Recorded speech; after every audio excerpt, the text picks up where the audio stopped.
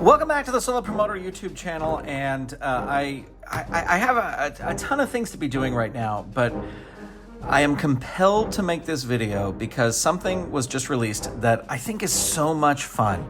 If you know from the different role-playing games that I play here on the channel, apart from the wrestling stuff, you know that I love Mythic, right? I use the Mythic Game Master emulator. I have the Mythic deck. I have the Adventure Crafter deck I just did a video of.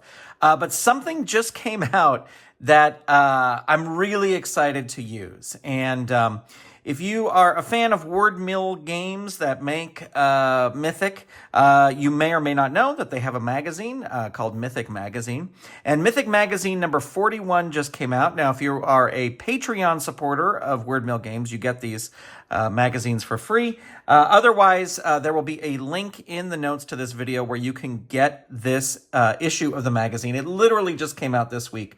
But what I'm so excited about, and I'm not going to show all of this because I don't want to, I want you to go get the magazine because the magazine is awesome, is there is now a villain crafter. And I am so, when I saw this, I was just so excited. And so what we're going to do is we're going to roll up a villain here. Just for fun, so I can show you how it works. Again, I'm not going to show, there's sort of different things to this, and we'll go through them, but I'm not going to show all of these because, seriously, this looks like so much fun.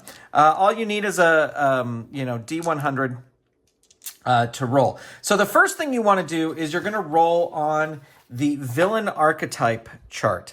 So this is going to give you what type of villain you are going to get. So like some of the things on here are bent on revenge. This villain is all about getting back at someone that wronged them. Serves another. This villain serves a greater master who is not directly involved in the adventure, but whose shadow falls over everything. Killer. This villain is bent on killing. This may be their primary goal, or this is their style in pursuit of their main goal. Money motive. The villain is doing this for the money. Attaining wealth and riches is what drives them. So you have a ton of choices here. So let's roll and see what our villain is. What is our villain archetype? We get a 57. So looking through here, 57 has no choice. This villain has no choice to do what they're doing. Maybe they are a programmed automaton, or are being mind controlled. They have no free will in this matter. So has no choice is the archetype. So that could be something like, like it says, an automaton, or I even see that as has no choice, sort of like someone is holding a family member hostage and is making them, go do this. Like the pizza robber who had the bomb tied around his neck. I'm not making light of that. I'm just saying like somebody who is being forced to do something. They have no choice. Now, the other great thing as we move on to this next step is that these are modifiers. And you can see that there is O, L, and M. And what this means is organization, lieutenants, and minions. So for this one, I don't want to show a lot of this because I don't want to, this is really a great tool. I think you should go get it. So when you roll on the organization for whatever level archetype this is, you would add 10. When you roll on lieutenants, you would add 10. When you roll on minions, you would add 10. So if looking at has no choice has an organization modifier of plus 10, is plus 10, and then minions is a plus 5. And lieutenants, there's actually a 0. So there's no modifiers there. So the next thing you roll on is the villain organization. And the villain organization just kind of tells you what kind of support structure this villain has. So like, for example, you can roll on here. If you roll low, you can have none. There's no formal or informal organization. It's just the villain and any accomplices who work with them. Then you have hired hands. Most members of this organization are there because they are paid to be there. There is no larger organizing factor, and the organization itself is fairly informal. Cult, similar to followers, but more formalized and dedicated. Everyone in the organization is a true believer in the villain's vision, and they're out of personal sense and is there out of personal sense of purpose. Professionals, similar to organized crime and the company, except this organization is made up of highly skilled professionals with an area of specialty or expertise. So, if we roll on the organization table, again, you roll a D100, we're going to add 10 to our roll. And we got a 51, so that will become a 61. So, let me look at 61. 61 is Syndicate. The organization is comprised of multiple organizations, all with a common purpose. Lieutenants might represent the heads of various organizations within the organization.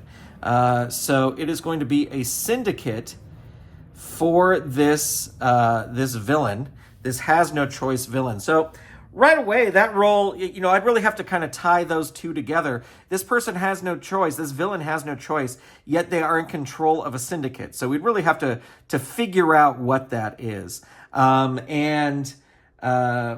the syndicate, you get another plus 10. Or you get a plus 10 for lieutenants and a plus 5 for minions. So that is going to bring, when we roll on the lieutenant's chart, which is the next chart, the villainous lieutenants and minions.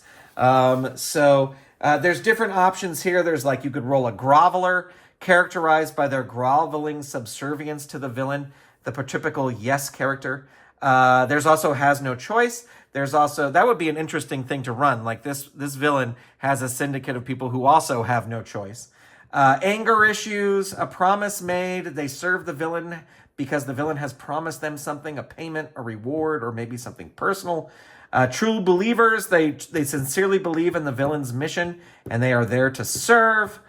So let's roll on our lieutenant, and our lieutenant is going to be a plus 10. And we get a 43, and that'll become a 53. So that is going to be Fight Club. Whatever purpose they serve, they primarily want to fight the player character. So this villain has recruited lieutenants they just want to fight. This person has gone around and found people to fight the hero. That's all they want to do. The lieutenants want to fight the hero. And then for minions, so that's going to be a plus 10 to our minions. And we roll a 12, so that'll be 22. And that's 22 minions are hired hands. And so the lieutenant or minions works for the villain because they are paid to work. They are mercenaries, not true believers. So we have an outline now for our villain. Our villain is doing this because they have no choice. They are either mind controlled, so maybe that's a larger villain is controlling them, or they're being blackmailed or whatever. But they are in charge of some sort of syndicate of people. So it's the lieutenants, as they said, could be. So this could actually be, for example, if the hero is Spider-Man, right? I don't necessarily know who this villain could be that has no choice, but the syndicate could be almost like the Sinister Six. There's different villains. The lieutenants of this syndicate all they want to do is fight Spider-Man. They want to beat him. And then the minions are all hired hands. But this one main person that's bringing them together is bringing them together because they have no choice. Now, the other thing you can do on this, and it says in the instructions, is you can roll on the action description tables to find out why or what this villain is trying to do. But I just wanted to show this because I think this is really great. And I see the way of me using this would be to roll out a villain. For example, if I'm playing the Marvel Phase Rip system, roll out the villain and then look through all the Marvel villains to find a villain who fits this. So if I'm playing as Daredevil, or, you know, I could also create a villain who kind of fits this thing. But anyway, I just wanted to show this because I think it's really, really awesome. You can find this in Mythic Magazine 41. It's out now. If you're a Patreon member for Wordmill Games, you already got it. If you go to Drive-Thru RPG, if you just want to get these charts, you can do that. It's called the Villain Crafter, and I think this is just a lot of fun, and I'm super excited to roll out villains. Now, of course, you know, if you're playing a game and you need a villain, it could be fun to develop your own villain. But I just think this is a lot of fun, especially for the Marvel game. This will really help on deciding which villain it is that's going up against Daredevil or going up against Spider-Man or your own created character. So anyway, there will be links to all of this in the show notes. Thank you for watching. Big shout out to all our Golden Circle channel members. Really appreciate all of them who support the channel. And that'll do it for now. Thank you so much for watching. I will talk to you soon. Bye, everybody.